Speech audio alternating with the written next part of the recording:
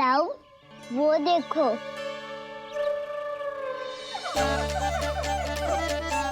मैया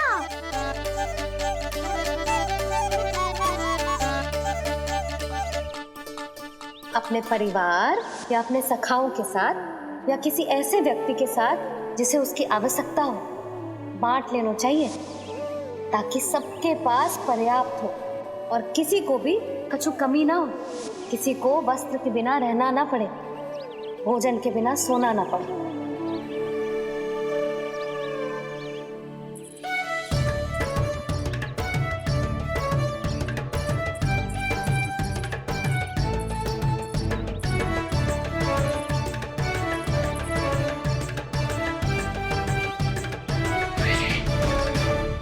लग तो है इससे भूख लगी है।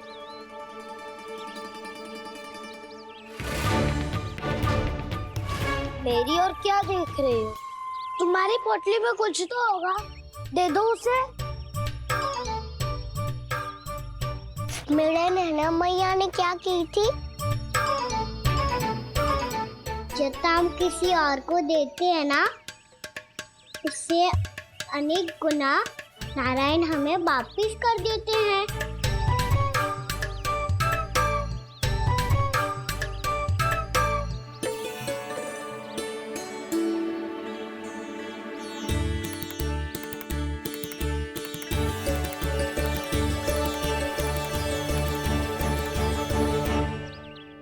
ओहो, अंतिम रोटी थी, पर वो तो मैं खा गो। अब तो बस मेरे हाथ में माखन लगा रह गो है।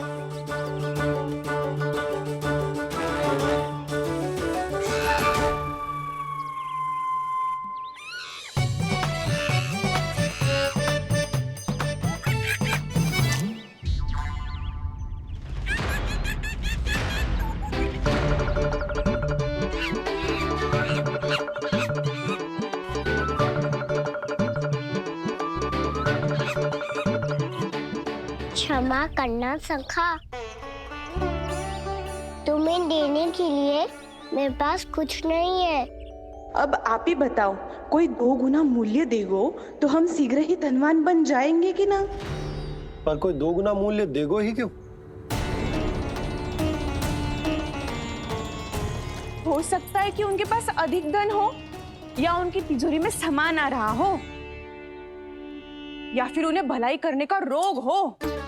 हमें तो आम खाने से मतलब है ना नंदराज। गुटली किनके, हमें क्या लेना देना। मैंने तो निर्णय ले लिया है कि उसकी सिर्फ मान लोगी। बस नारायण को साक्षी मानकर जब प्रण ही तो लेना है कि सारा का सारा दूध घी माखन अब से केवल उन्हीं को देना है मैंने। बस इतनी मांग रखी है उसने? हाँ, आपको विश्वास ना हो रहा हो तो गोकुल में किसी से भी पूछ लियो। 2 गुना दाम दियो है परमानंद जी ने, इसलिए तो सबके सब आनंद के सागर में गोते लगा रहे हैं।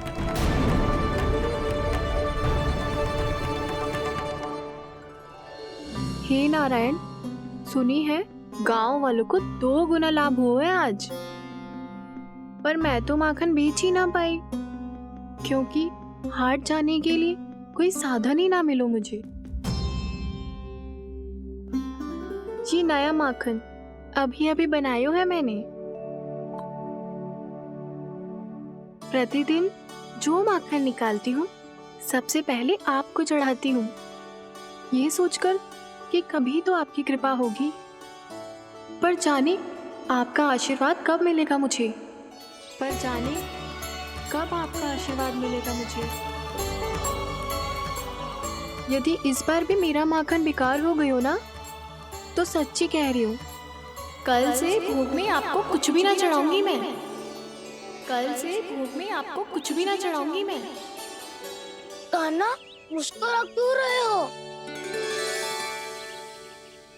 वानर महाराज की भूख कैसे मिटानी है पता है मुझे। कैसे? माखन से। पर माखन कहाँ मिलेगा? सावित्री मौसी के घर से। तो क्या तुम फिर से माखन चुराने की सोच रहे हो? दाऊ, मेरी बात प्रश्न ही नहीं उठता। इसकी अनुमति नहीं दूंगा मैं। गोकुल वासियों को ऐसा वचन देने की अनुमति ना दे सकता मैं। बिना सोचे समझे कैसे वो किसी अपरिचित व्यापारी के शब्दों पर विश्वास कर सकते हैं?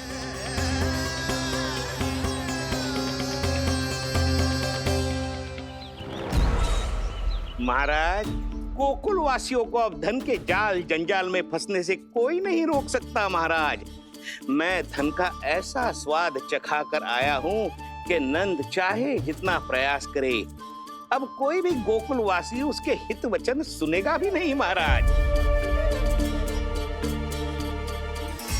ये बहुत गंभीर बात है। हमें सभा बुलानी होगी यशोदा। जशोदा जी, आप भी कुछ कहो ना नंदराज से। जे अधिक ही सोच रहे, इतनी चिंता करने की कोई आवश्यकता ना है। आवश्यकता तो है। लोभ के जाल में फंस जाता है तो उसका बाहर निकलना असंभव है,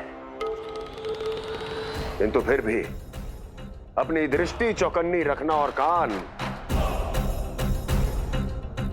गोकुल में होने वाली हर हलचल पर, क्योंकि मैं नहीं चाहता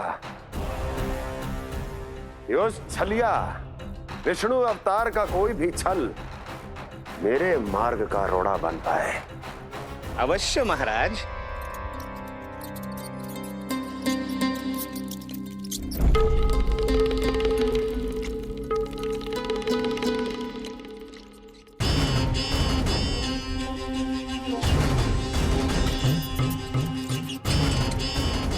लोभ। ध्यान रहे परमानंद, गोकुल वासियों पर लोभ का प्रभाव हर बीतते क्षण के साथ बढ़ता चला जाना चाहिए। महाराज, जैसे किसी कबूतर को बिल्ली दबोच लेती है, वैसे ही मेरा फैलाया हुआ लोभ गोकुल वासियों को अपने पंजों में दबोच लेगा। सब झटक लूंगा।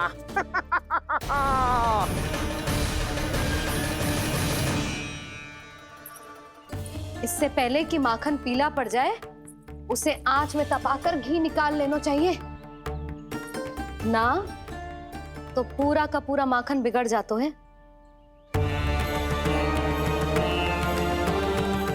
मैं अभी भोला से कहकर सारे ग्वाल ग्वालियरों की सभा बुलाता हूँ। मुझे सबसे बहुत महत्वपूर्ण विषय पर बात करनी है।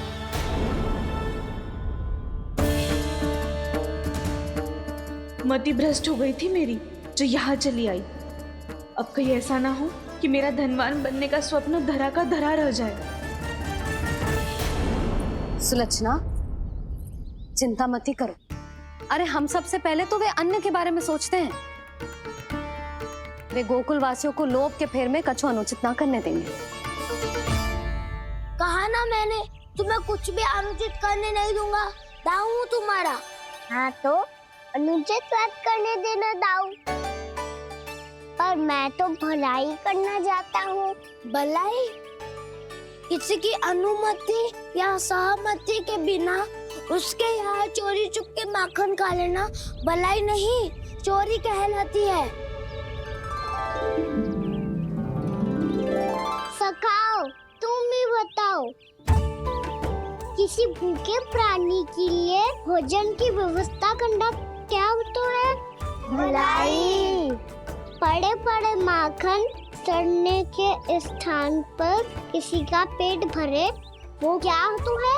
भलाई। किसी के मन की इच्छा पूरी करना क्या होता है? भलाई। ठहरो ठहरो, चोरी करके किसकी मन की इच्छा पूरी करोगे तुम?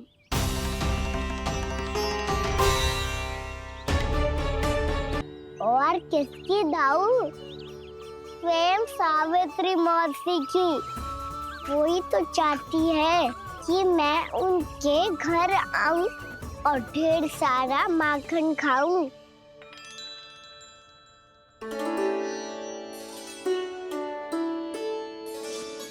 तो फिर अगला घर आपका। क्षण भर तो ऐसा लगो जैसे कान्हा ने मेरे मन की इच्छा सुन ली हो। वैसे कितना अच्छा हो तो यदि सुन ही ले तो। तुम्हारे कहने का अर्थ है कि सावित्री मौसी चाहती थी कि तुम उनके घर भी जाओ, जैसे जानकी के घर गए थे। ये बात तो उन्होंने मैया के सामने भी कही थी कि मैं उनके घर जाऊं। ये तो उनका सौभाग्य होएगा। किसी का सौभाग्य बिगाड़ते इतने बुरे ना है हम। ये बात तो सही कही है। मुझे भी कुछ अनुचित ना लगता है इसमें। तुम तो सत्यवादी हो मधुमंगल, तुम्हें क्या लगता है? अब बोल भी दो, वानर महाराज भूखे हैं। वानर महाराज से अधिक भूखा तो मुझे तू लग रहे हो। यदि कान्हा सच्ची में ये सब वानर महाराज की भूख मिटाने के लिए और सावित्री मौसी की इच्छा पूरी करने के लिए कर रहा है, तो दादी के सीख के अनुसार मुझे इसमें कछु अनुचित ना लगता। पक्का हम सच में चोरी नहीं भलाई करने जा रहे हैं। सही कहा दाऊ। यदि भूखे असहाय वानर महाराज का पेट भरोगे तो इसका असली पुण्य तो सावित्री मौसी को ही मिलेगा। इसका अर्थ तो ये हुआ कि कान्हा सावित्री मौसी का घर माखन चुराने नहीं जाएगा, बल्कि उसे दुगना कर देगा।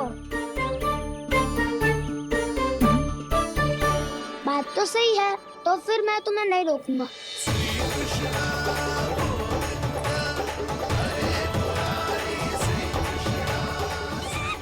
पर इस बार हम तुम्हें अकेले न जाने देंगे सखा।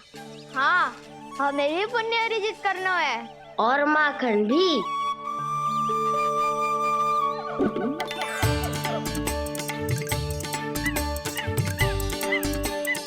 लगता है देव वानर महाराज भी हमारी टोली में सम्मिलित होना चाहते हैं।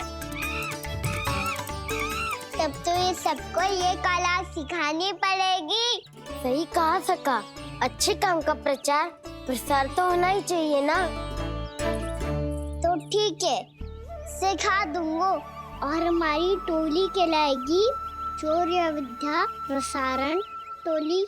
और कान्हा तू बन जाइयो इसका अध्यक्ष और दाऊ बनेंगे उपाध्यक्ष। मुझे स्वीकार है। चौर्य विद्या प्रसारण टोली की जय। चौर्य विद्या प्रसारण टोली की जय। और सुनो क्या करना है और कैसे।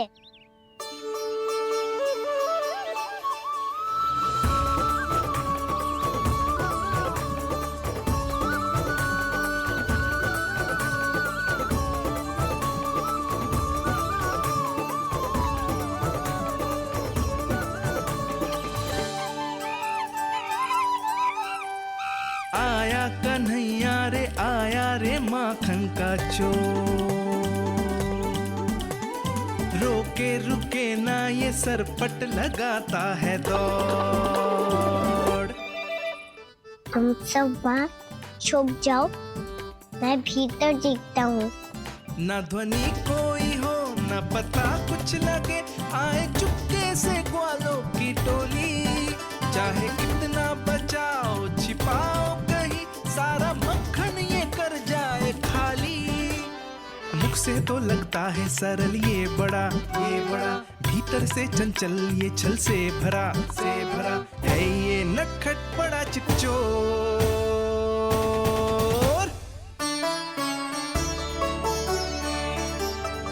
इतने ऊपर टांग रही हो मौसी। कान्हा सच में आ गयो तो मैं तो धन्य हो जाऊंगी।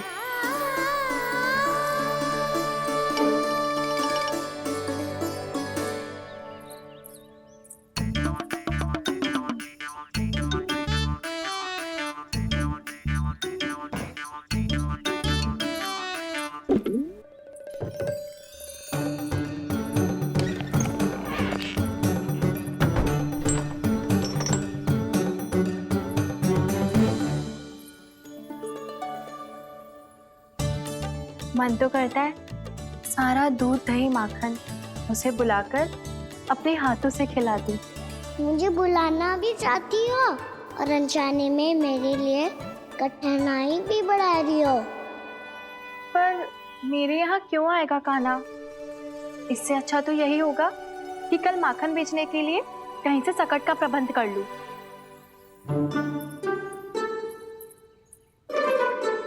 छुप जाओ, छुप जाओ।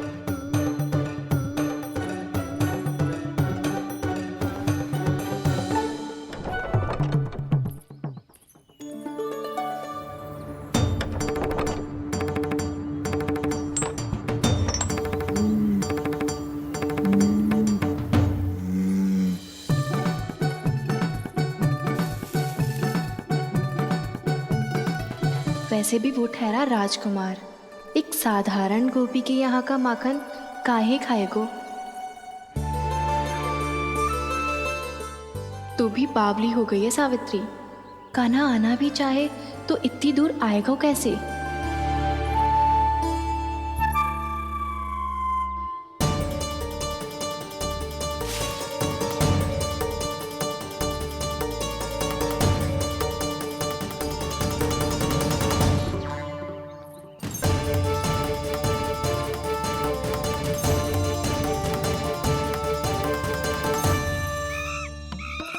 ओ मैया,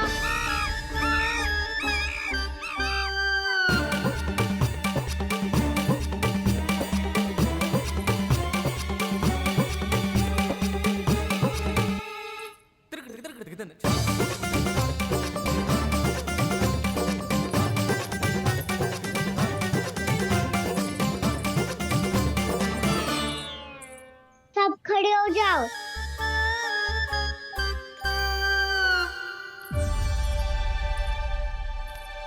सच्ची मैं भी कितनी बावली हो गई हूँ ना। जब नंद भवन की ओर जा ही रही हूँ तो कान्हा के लिए थोड़ा सा माखन ले जाती हूँ।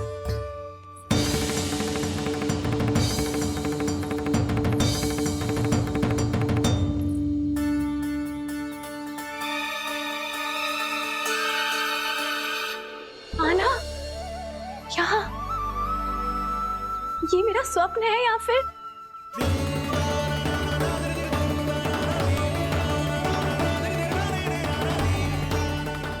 ये सारे बालक यहाँ क्या कर रहे हैं कान्हा के साथ? क्या जानकी सत्य कह रही थी? कान्हा यहाँ पर माखन चुराने आया है। मुझे स्वयं जाके इसे माखन खिलाना चाहिए। चलो, सावित्री मौसी के वापस लौटने से पहले मैं कार्य समाप्त करके वापस भी जाना है। कोई पकड़ी मत जाना।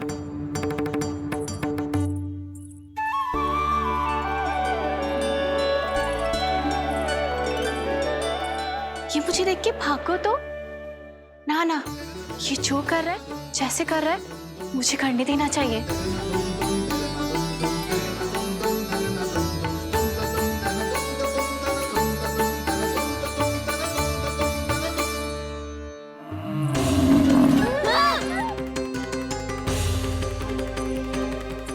हे नारायण मैया,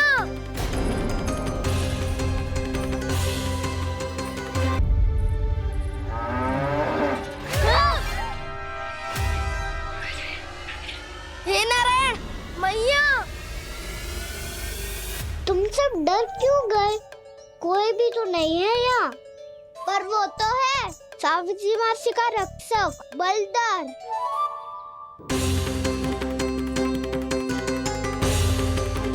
हे नारायण, मैं बलधर को भोजन देना तो भूल ही गई, और भूखे पेट तो वो हिंसक हो जाता है। कान्हा, तूने सुना है ना कैसे सींग घुमा के और लाते उठा उठा के मारता है? बलराम नहीं है जो तुम्हारी रक्षा करेगा, बलधर है वो। बहुत कथाएं सुनी है इसके क्रोधित स्वभाव की, पर अपनी आंखों से ना देख लो। चल खाना, लौट चल।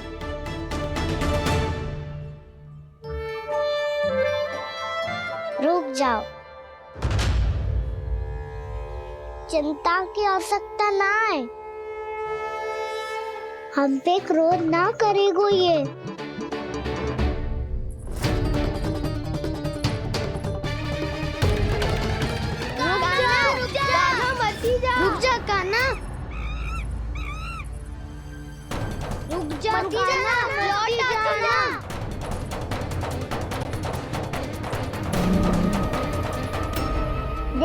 कैसे स्वागत करो है।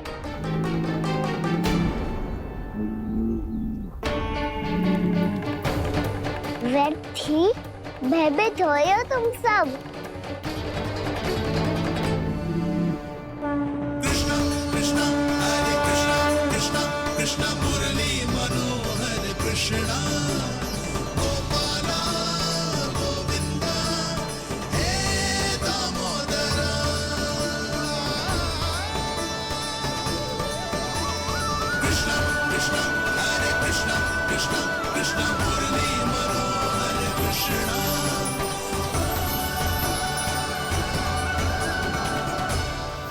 बाल कृष्ण ने छुआ तो एक साधारण बैल को है माँ, पर उनके स्पर्श का अनुभव मुझे हुआ है। बलधर, ये जो वानर महाराज है ना, ये मेरे सखा है, बहुत भूखे है ये, इसलिए हम इनके लिए तनिक माखन देने आए हैं। हमारा साथ दोगे ना? मैं भी बहुत भूखा हूँ प्रभु। सावित्री मैया चारा देना ही भूल गईं। आप मुझे खोल दीजिए ना। आप भी अपना कार्य निर्विघ्न कर लीजिएगा और मैं भी घास चर के अपनी भूख मिटा लूंगा।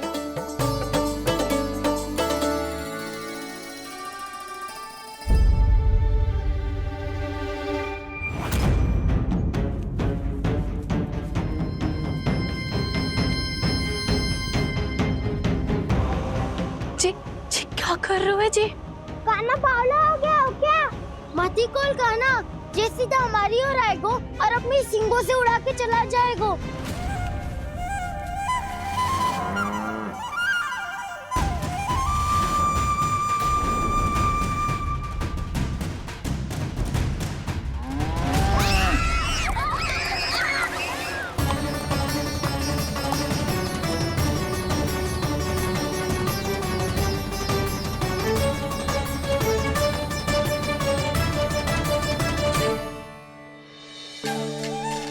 ये कैसे संभव है?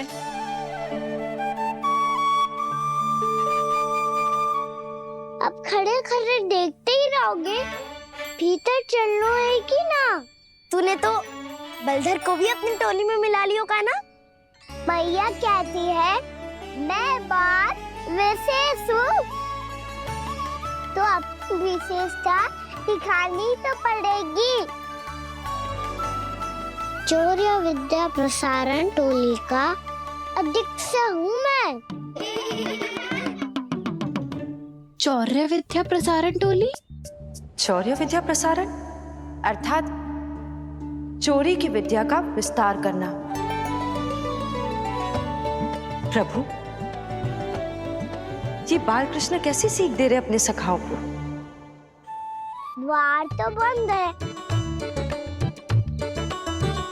भीतर प्रवेश करने का कोई उपाय तो खोजना पड़ेगा। सच्ची में मति भ्रष्ट हो गई है मेरी। अब अंदर कैसे जाएगा काना? कहीं वापस ना चला जाए। मिल गो उपाय काना।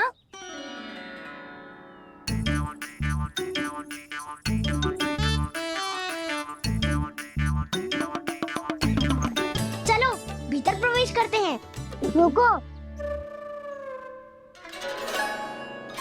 सीधे प्रवेश ना करते, पहले जांच पड़ताल करते हैं कि भीतर कोई है कि ना।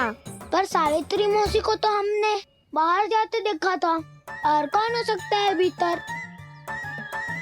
ऐसे बार बलदर था, वैसे भीतर कोई और हो सकता है नारायण, फिर तू ही जा, मैं ना जाऊंगा भीतर। माखन चुराना भी सरल ना है, सतर्क रहना पड़ता है। माता यशोदा यदि ये सब देख लें तो उनके मन को कितना दुख पहुंचेगा।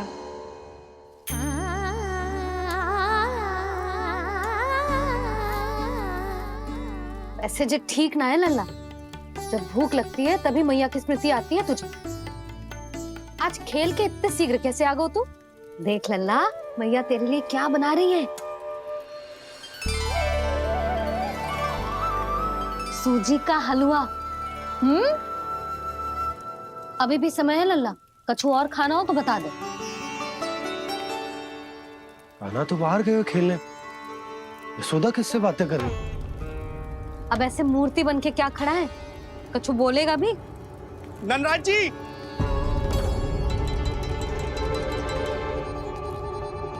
नंदराज जी, लगभग सभी को सभा की सूचना दे दी है और जो तनिक दूर रहते हैं उनके बंसी गए हुए हैं सूचना देने के लिए, और उपनंद भैया आपकी चौपाल में प्रतीक्षा कर रहे हैं। चल। देख लल्ला, अभी क्षण भर पहले तो पीछे ही खड़ा था, कहाँ चला गया? देख लल्ला जी, लुक्का छिपी खेलने का समय ना है। चल मिलके नारायण को प्रसाद चढ़ाते हैं। कान्हा, कहाँ चला गया?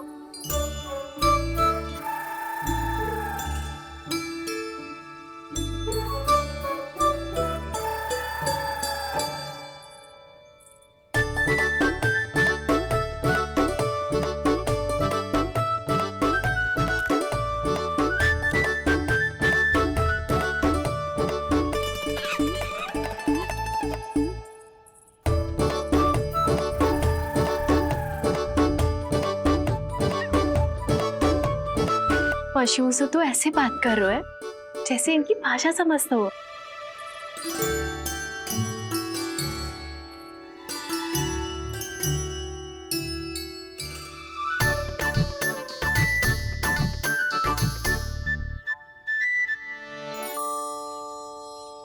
लग तो है यही रखा है सारा का सारा माखन।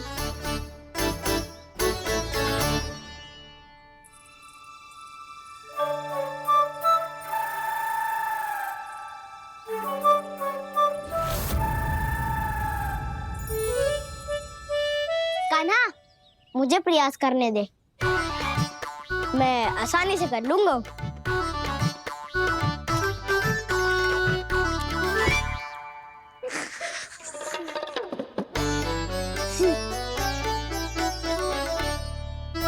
सावित्री के घर की कुंडी इतनी आसानी से नहीं खुलेगी लल्ला।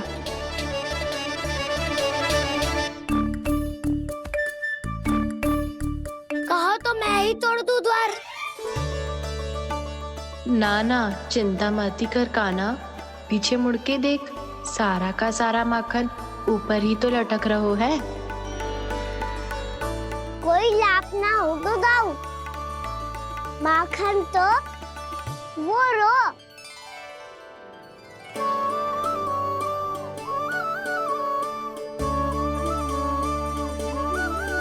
पर जे तो इतनी ऊपर है कि इसे उतारने के लिए हाथी बुलाना पड़ेगा। तो क्या अब हमें माखन ना मिलेगा?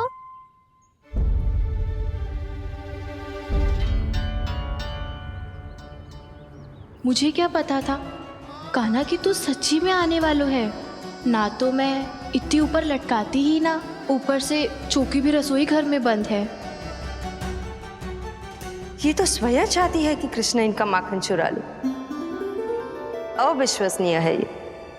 यही तो लीला है देवी, लीलाधर श्री बाल कृष्ण की लीला, श्री बाल कृष्ण की लीला। कोई उपाय ना है कान्हा? इतनी पर्वत जितनी ऊंचाई पर तो चढ़ ना सकते हम। चढ़ सकते हैं सखा,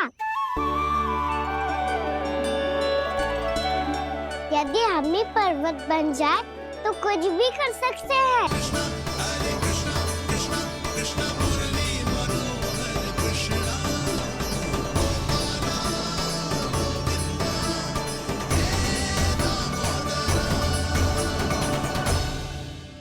हम सबसे ऊपर कौन चढ़ेगा? नाना, मैं ना करूँगा, ये संभव ही ना है, मुझसे ना हो पाएगा। मैं चढ़ूंगा सबसे ऊपर।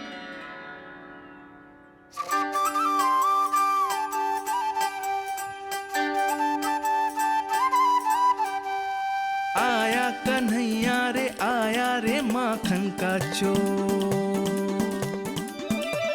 न ध्वनि कोई हो न पता कुछ लगे, आए चुपके से ग्वालों की टोली। चाहे कितना बचाओ छिपाओ कहीं, सारा मक्खन ये कर जाए खाली। मुख से तो लगता है सरल ये बड़ा भीतर से चंचल ये छल से भरा है ये नटखट बड़ा चिच्चोर।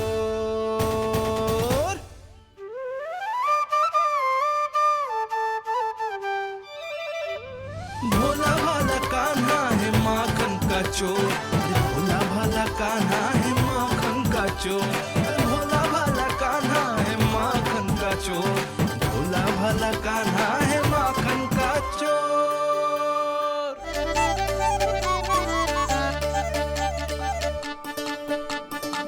कान्हा की योजना सफल हुई, माखन मिल गयो। तैयार हो सब? तो लो फिर। अब खाएगो जी मेरा माखन।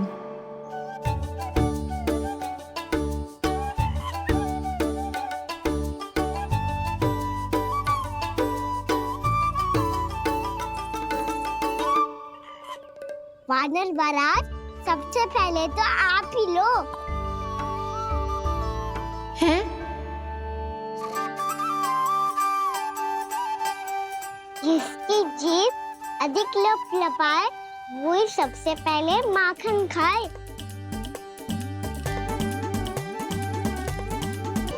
स्वयं हाथों से अपने ये बांटे, पूरी टोली को माखन खिलाए, बड़ा नटखट है नंद किशोर। लो दाऊ, ये आपका। सारा माखन जे इन सब में बांट रहो है, स्वयं ना खाएगो। भोला भाला कान्हा है माखन का चोर, अरे भोला भाला कान्हा है माखन का चोर, अरे भोला भाला कान्हा है माखन का चोर। इतनी देर बाद ही सही, अब खा रहे हो जी मेरे हाथ का माखन। प्रभु, ये जो भी करते हैं उसके पीछे कोई ना कोई उद्देश्य अवश्य होता है। मैं ये जानने के लिए आतुर हूं कि इस माखन चोरी की लीला के माध्यम से कौन सा संदेश देना चाहते हैं ये। बस यही कि यदि कोई भक्त सच्चे हृदय से भगवान का स्मरण करे तो भगवान अवश्य आएंगे और अपने भक्तों के कर्मों को सुधारने की प्रक्रिया प्रारंभ कर देंगे। फिर चाहे वो भक्त जानकी हो या सावित्री। कृष्ण माखन नहीं खा रहे देवी, ये तो अपने भक्तों के दुष्कर्मों को मिटा रहे हैं ताकि उन्हें जीवन और मृत्यु के चक्र से मुक्ति दिला सके। पर प्रभु, ऐसे तो सारा संसार इन्हें माखन चोर बुलाएगा।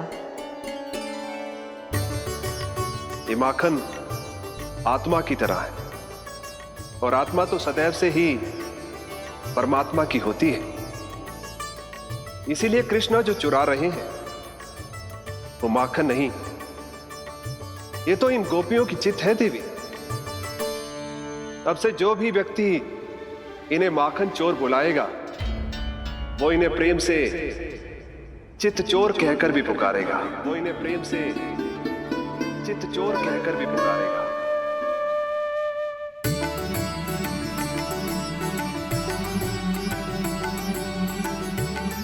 सही कहा आपने प्रभु, चित्त चोर तो है ये।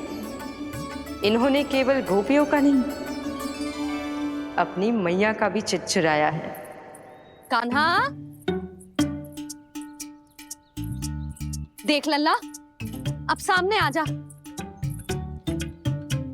लल्ला,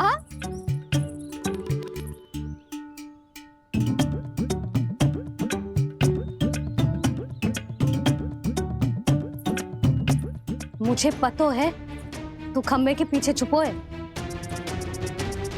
बाहर निकल।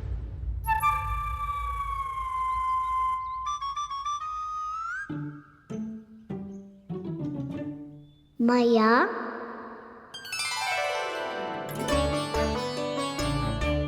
रुक लला।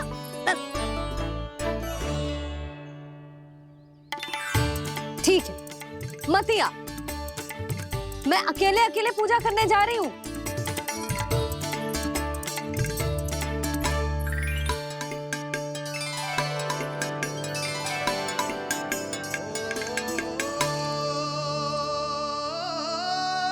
बस ऐसे ही पहले अपनी मैया को सताया कर और फिर अपनी जे निर्दोष सी मुस्कान से मेरा मन मोह लिया कर।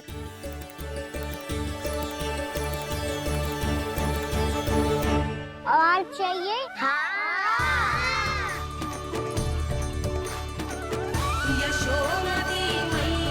ये तो फिर से माखन बांट रहा है। इसका इतना साहस। यदि यही सब करना तो मुझसे आज्ञा क्यों नहीं ली? मैं अपने हाथों से बहुत प्रेम से खिलाती, पर जे तो चोरी कर रहा है। इसकी आज्ञा ना दे सकती मैं। मेरा माखन व्यर्थ में सब में बांटने चलू है।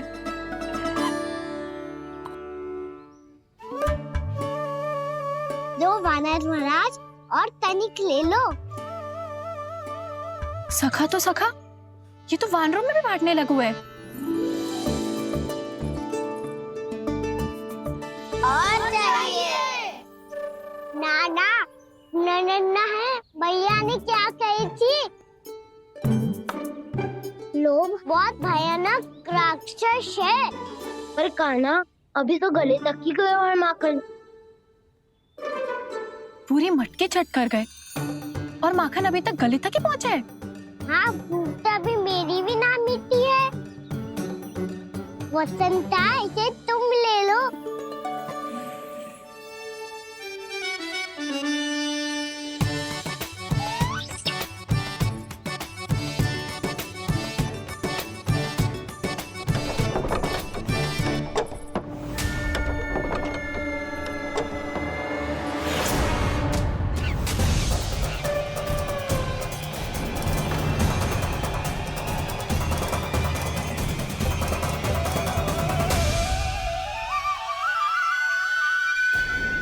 ना लोग बहुत भयानक राक्षस है।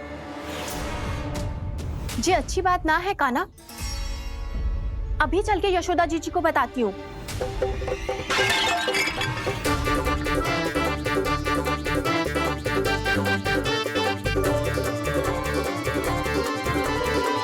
पर आप ही नहीं तो कही थी कि आप किसी को कछु ना बताती, बल्कि प्रसन्नता से खिलखिल जाती। जानकी के स्थान पर यदि कान्हा ने मेरे हाथ का माखन खाए हो तो मैं किसी को कुछ ना बताती, बल्कि प्रसन्नता से खिलखिल जाती। मैं तो मन में सोच रही थी, उसे बोल दिया था क्या? सच्ची बात तो ये है मौसी, ये वानर महाराज पूछे थे, इसीलिए।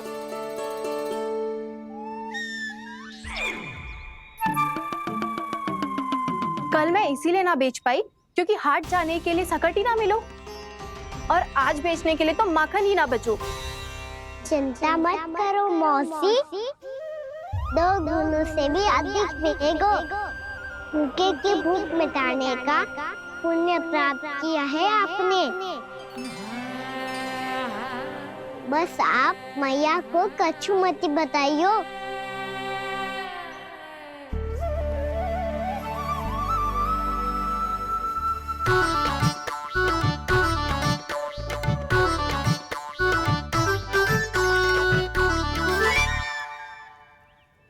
वैसे भी भूखे की सहायता करके मैं अच्छा कार्य ही तो कर रहा था, है ना?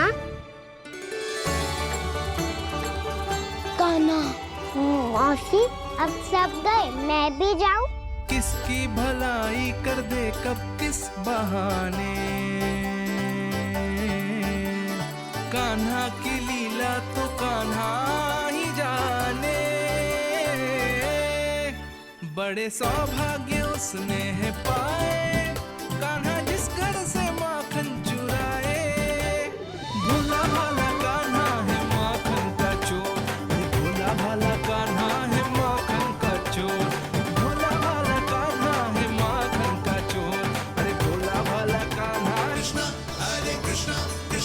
कृष्ण मुरली मनोहर कृष्णा गोपाला गोविंदा हे दामोदरा। भाग्य,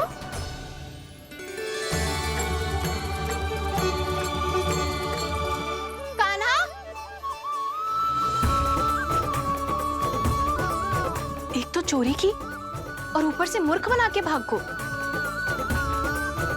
ये ठीक ना है, मुझे यशोदा जीजी को बताना ही होगा, और वो भी इसके घर पहुंचने से पहले।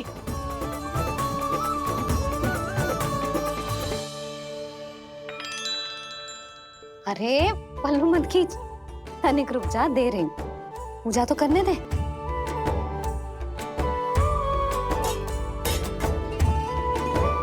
ले, अब जितना मन करे उतना प्रसाद खा।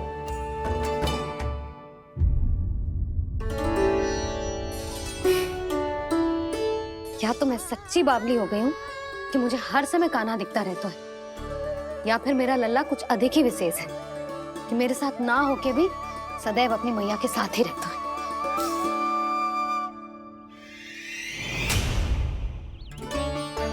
आज तो कैसे प्राण बचे नारायण ही जानते हैं। मैं तो पाऊ को सिर पर लेके ऐसे सरपट भागो, ऐसे सरपट भागो कि पूरे गोकुल में बड़ बोले, इस समय तो बड़ी बड़ी मत हाको।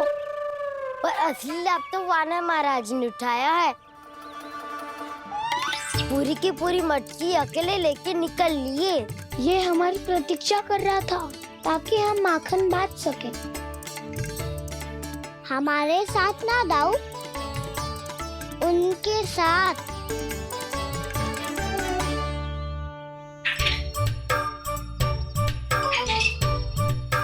मैं समझ गो कान्हा, एक ना सभी जानवरों की भूख मिट जाए, इसलिए गया था तू सावित्री मौसी के यहाँ माखन चुराने। इससे पहले कि वो हमारे यहाँ पहुँच जाए, हमें घर पहुँचना होगा दाऊ, चाहे कछु हो जाए, पर देरी ना होनी चाहिए। इससे पहले के बहुत समय बीत जाए, हमें ये समझना होगा कि लोभ आदमी की बुद्धि को भ्रष्ट कर देता है, हमारे सोचने समझने की क्षमता को नष्ट कर देता है। बहुत समय पहले की बात, एक साधु था, वो सुनसान घने जंगल में रहकर साधना करता था। ब्रह्म ज्ञान को प्राप्त करने ही वाला था कि अचानक से एक दिन उसे एक सुनहरी बिल्ली दिखाई थी। उसने उसे देखो तो सोचो कि ये तो बहुत सुंदर है, इसे तो मेरे पास रहना चाहिए, और उसने उस बिल्ली को अपने पास रख लिया। फिर उसने सोचो कि इसे तो दूध की आवश्यकता होगी और उसके लिए गाय की, तो उसने एक गाय भी रख ली। अब गाय को चारे की आवश्यकता होगी और चारे के लिए भूमि की। नारायण की कृपा से भूमि का प्रबंध भी हो गया। अब भूमि को जोतना है, चारा उगानो है, चारा काटनो है और उसे गाय को खिलानो है। गाय को खिला के उसे दूध निकालनो है और दूध निकाल के बिल्ली को पिलानो है। कार्य बढ़ गो। अब उसे लगो कि सहायता के लिए 2 जोड़ी हाथ और होने चाहिए, तो उसने विवाह भी कर लियो। कुछ समय बीतो और संतान हो गई और उसे एक बड़े घर की आवश्यकता अनुभव हुई। इसी प्रकार धीरे धीरे लोभ ने उसे अपनी छाया में ले लिया और वो नारायण की साधना कर ब्रह्म ज्ञान को पाने के अपने परम लक्ष्य को भूल गो। फिर अनेक वर्ष बीतने के पश्चात उसकी अपने गुरु से भेंट हुई। पहले तो उन्होंने उसे पहचाना नहीं, और पहचानो तो उनने कही कि एक बार, बस एक बार अपने कर्तव्य से भटका था तू, और देख कैसे देखते ही देखते लोभ के जंजाल में गहरे ही गहरे धंसता चला गया। सोचो, कहीं उस व्यापारी को धन के लोभ में अपना वचन देकर आप सब भी जे ही भूल तो ना करने जा रहे। परिवार, घर द्वार, भोजन, सुख शांति, जीने के लिए आवश्यक जिस सब कुछ तो है आपके पास, इसीलिए मुझे चिंता हो रही कि जिस प्रकार उस साधु ने ब्रह्म ज्ञान प्राप्ति का अवसर गवा दिया था, आप सब भी इस लोभ में आकर अपना सुख चैन ना गवा दो।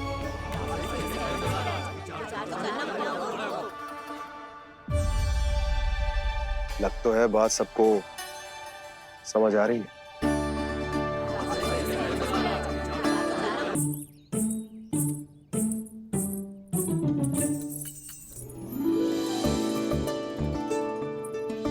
भाभी आसानी से ना मिलने देंगी कान्हा से, पर उसे देखे बिना रहा भी तो ना जा रहा मुझसे। कहाँ है वो? मुझ पे बहुत क्रोध है उन्हें, इतने शीघ्र शांत ना होगा। उन्हें मनाना तो पड़ेगा ताकि मैं नंद भवन में फिर से बिना किसी रोक टोक के आ जा सकूं। पर क्या बोलूं, कैसे मनाऊं उन्हें?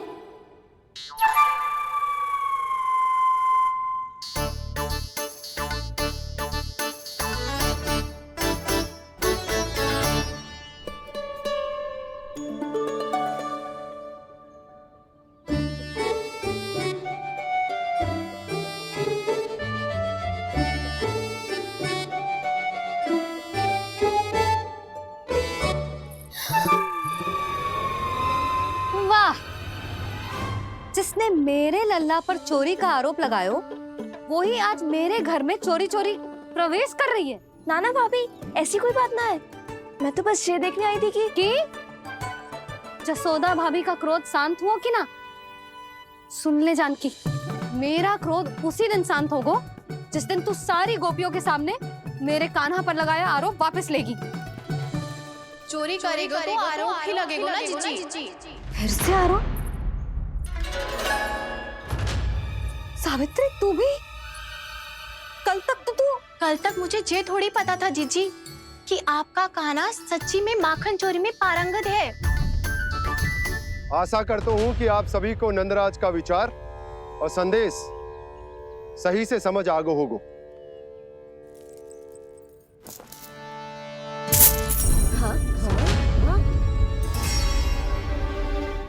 सिक्कों की खनक बता रही है कि पोटली कितनी भारी है। एक ही दिन में कितनी धन पा गई। हमें भी इससे अधिक धन अर्जित करना होगा, तभी तो हम अपनी उज्जवल का भविष्य उज्जवल कर पाएंगे। पहली बार कछु बुद्धि की बात की है तूने। नंदराज, हमारे मन में आपका बहुत सम्मान है, पर हम जो करना चाह रहे हैं वो लोभ ना है, वो तो विकास है। हाँ नंदराज, हम अपना और अपने संतानों का भला बुरा सोचे बिना कब तक अपना जीवन इस प्रकार जीते रहेंगे? फिर पिछले 4 वर्षों से हमने आपको कर भी तो ना दियो है। मुझे तो लगता है कि नंदराज की बातों पर शांति से सोच विचार के बाद ही कुछ निर्णय लेना चाहिए। ऐसा मौका बार बार ना दो। नहीं, हमें सोच विचार कर निर्णय लेना है सबने।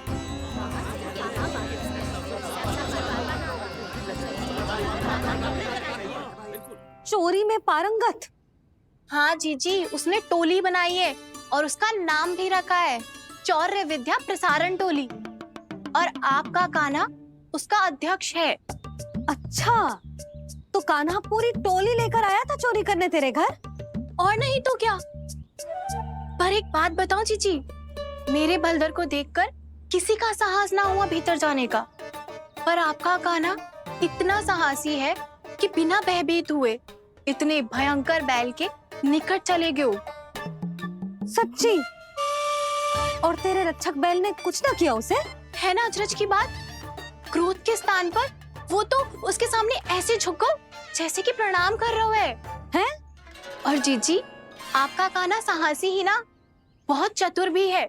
मैंने मटकियां बहुत ऊपर लटकाई थी, पर बताओ कि बिना चौकी के मटकी को नीचे उतारने का उपाय किसने ढूंढा? किसने? आपके चतुर कान्हा ने। उसने अपने सखाओं को पर्वत बनायो और एक पक्के सेनापति की तरह बिना भयभीत हुए उनके ऊपर चढ़ गयो और मटकियां उतारने लगो, और एक ही ना, तीनों की तीनों मटकियां उतार ली। तीनों? हाँ जीजी, और वो इतना दयालु है कि पहले एक मटकी का माखन सब में बांट दियो, और फिर बची हुई 2 मटकियों में से एक मटकी अपने सखाओं को दे दी, और फिर दूसरी मटकी एक भूखे वानर को दे दी। और फिर जब मैं उसके सामने जाके प्रश्न करने लगी तो उसने मुझे अपने तर्कों के जाल में उलझाया और बड़ी आसानी से सिद्ध कर दिया कि वो तो परोपकार कर रहा था। मैं तो देखती ही रह गई और शब्द तो ऐसे झड़ते हैं मुंह से जैसे कि फूल। रुक जा सावित्री, पहले तू ये निर्णय ले ले कि तू मेरे लल्ला का गुणगान करने आई है कि उसकी निंदा करने। निंदा करने ही आई हूँ जीजी। जानकी सत्य कह रही थी, आपका कान्हा माखन चोर ही है और बलराम के साथ भागा था। बलराम क्यों? वो तो साक्षात गरुड़ देव की पीठ पे बैठ के उड़ के आयो है, तभी तो तुझसे बहुत पहले आके यहाँ बैठ गओ ना। आ देख ले, आ जा, देखो कैसे बैठ के सब पहरा दे रहे हैं कि कोई पंछी अनाज ना चुगले, और तुम दोनों व्यर्थ में इन सब पर दोष लगा रही हो। कान्हा के निकट जाने का प्रयास भी मत ही करना। पहले मेरे लल्ला पर आरोप लगाती हो, फिर उससे मिलना भी चाहती हो।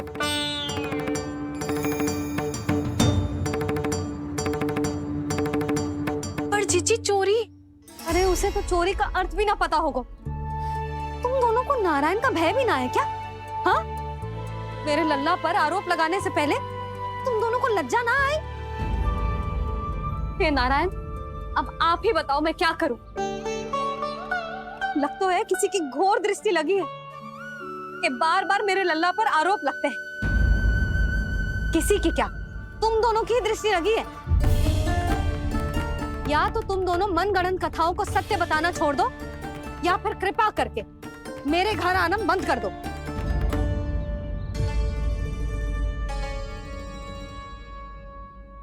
अब दोनों मुंह क्या ताक रही हो? हाँ, जाओ यहां से। और तुम दोनों नंद जी की सभा में क्यों ना गई? हाँ?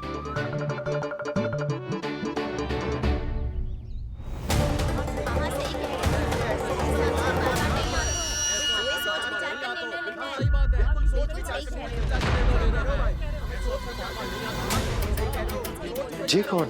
पहले तो कभी ना देखो इसे।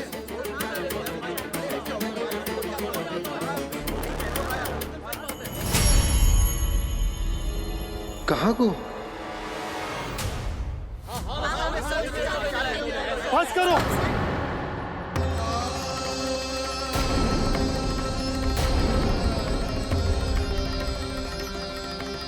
मेरी आंखों के सामने मैं गोकुल में इस तरह फूट पड़ते ना देख सकता। राजा हूं मैं, परंतु आज तक मैंने कोई भी निर्णय आप सब पर ना थोपो और ना ही आज थोपूंगा। मुझे पता है आप सबके पास कल सूर्यास्त तक को समय,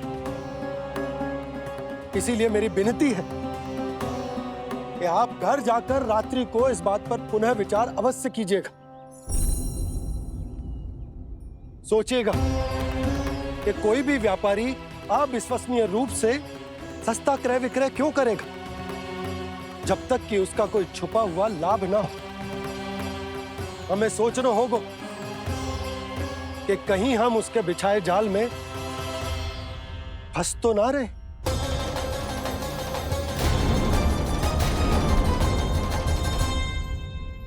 बच गए भैया, जैसे तैसे ही सही, पर समय से पहले पहुंच ही गए हो। सावित्री मौसी कनेक सी बात को इतना बड़ा चढ़ा के बोल रही थी जितना उज्जवल भी ना बोलतो।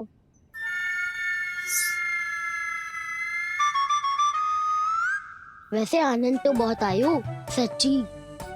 हाँ, बेहतर लगा तो माखन भी तो मिला और परोपकार भी होगा। बता कान्हा, और किसके घर जाना है अब? आज ही तो हमें शिक्षा मिली है, इतनी शीघ्र भूल गए तुम सब। लोग के चक्कर में पड़ोगे तो फंसोगे। लोग के चक्कर में पड़ोगे तो फंसोगे।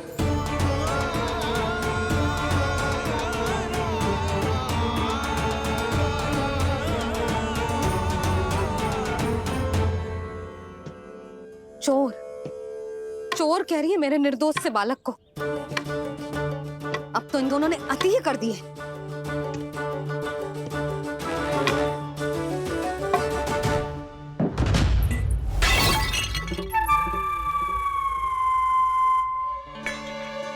उससे भी अभी फूटना था। वैसे ही मैं इतनी चिंतित हूँ।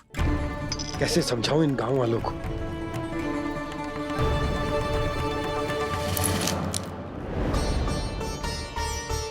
कोई समझने को तैयार ही ना है। लगता है सबकी बुद्धि भ्रष्ट हो गई है। सही कह रही हो यशोदा तुम। मुझे तो लगता है कि सोचना समझना ही छोड़ दिया सबने। अनेकों तर्क देके समझा दियो, सिद्ध कर दियो, पर इनकी मोटी बुद्धि में कछु आतो ही ना है। यशोदा तुम तो तर्क की कह रही हो, मैंने तो उदाहरण देकर समझाने को प्रयास किया, पर अपनी बुद्धि के आगे कछु ना समझ में आ रहा इन गांव वालों को। क्या सारे के सारे गांव वाले मेरे लल्ला पर आरोप लगा रहे हैं? जी क्या कह रही हो तुम? मैं तो गांव वालों की बात कर रहा हूँ जो नारायण के नाम पर वचन देकर उस अपरिचित व्यापारी को अपने दूध, दही, घी, माखन सब देने को तैयार है। लो कर लो बात। मैं गोपियों की बात कर रही हूँ जो लल्ला पर माखन चोरी का आरोप लगा रही हैं। और आज तो सावित्री ने भी लल्ला को माखन चोर कह के पुकारो है।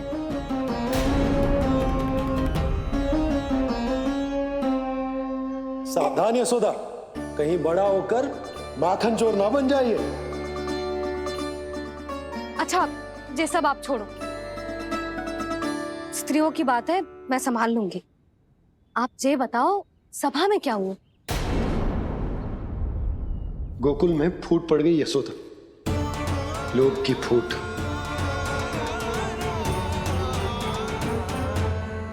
अरे रुको रुको रुको, व्यापारी जी रुकिए रुकिए। नंदराज ने प्रयास तो बहुत किया था व्यापारी जी, पर कुछ व्यक्तियों को छोड़ करके किसी के कान पे जूं तक नहीं रेंगी। इसका अर्थ फूट पड़ चुकी है लोभ की वजह से। बहुत ही शुभ समाचार लाए हो गुप्तचर। अब शीघ्र ही दिखेगा लोभ का चमत्कार।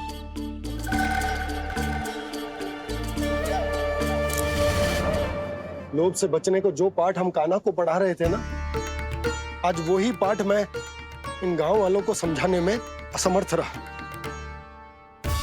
आप चिंता मत ही करो जी, धीरे धीरे सब ठीक हो जाएगा। तब तक बहुत देर हो जाएगी यशोदा। ये गोकुलवासी मेरे अपने, उन्हें अपनी आंखों के सामने मैं भूल करते ना देख सकता। वो सुलक्षणा, वो उस व्यापारी के प्रभाव में आ गए, और शंकरी मौसी और सुमति भी सुलक्षणा के मार्ग पर ही चल रही। कान खोल के सुन ले बहू, आज से घर में दूध पीनो बंद, दही खानो बंद, और माखन तो बिल्कुल न खानो। पर मैया, पर किंतु परंतु कुछ ना सुननो मुझे। सुलक्षणा की जैसे धनवान बननो है कि ना?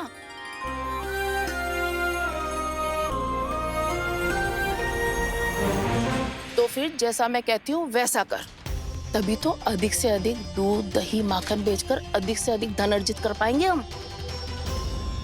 सुलक्षणा को उस व्यापारी की तरह धनवान बनना है और शंकरी मौसी को सुलक्षणा की तरह। ऐसे तो